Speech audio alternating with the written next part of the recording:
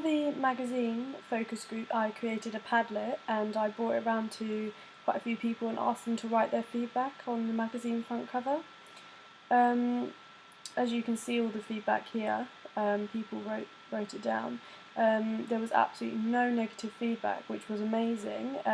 Everyone really liked the titling, which is what we really wanted to stand out. We thought that this was what worked best about it, and we thought that's what would draw the audience in, and a lot of people commented on how they liked that, which was really good. Lots of people also commented on the black and white effect and how it worked really well, which is definitely what we wanted. We wanted to differentiate it from the typical sight and sound posters and make it look a bit more creative and get the audience's attention, and clearly I think that worked, as a lot of people picked up on these two key features. Also, one person said how they liked the photo and how she's looking into the audience's eyes, and we definitely wanted the audience to pick up on that, as we wanted our director to look approachable so that the audience would be more attracted to the magazine and feel like they could potentially relate to her, and so that they would buy the magazine. So we thought that would work well, and obviously people have picked up on it.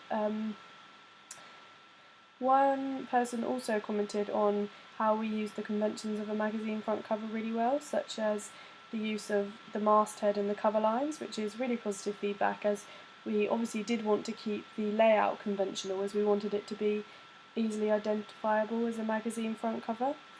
But overall, the feedback for the magazine has been really good. Everyone's picked up on the black and white, the titling.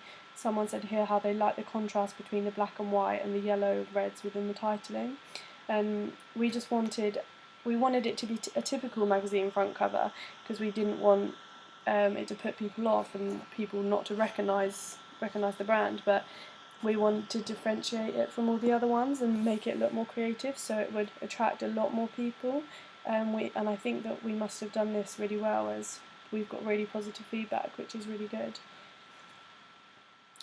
So there was nothing really to improve on here. I think we did quite well, and I think it does look really effective. And someone also picked up on the grainy effect on her face, which is really good. And we did actually take that from the Clint Eastwood edition of Sight and Sound, because he had black and white and he was grainy, and we thought that looked really effective, and it did stand out from all of the other Sight and Sounds, which were typically all in colour, and we thought that worked really well. We also used another atypical convention by having our female director, as typically it would either be the male director or the character, but we wanted to differentiate it once again and be more creative and lure the audience in, and I think we did this really well.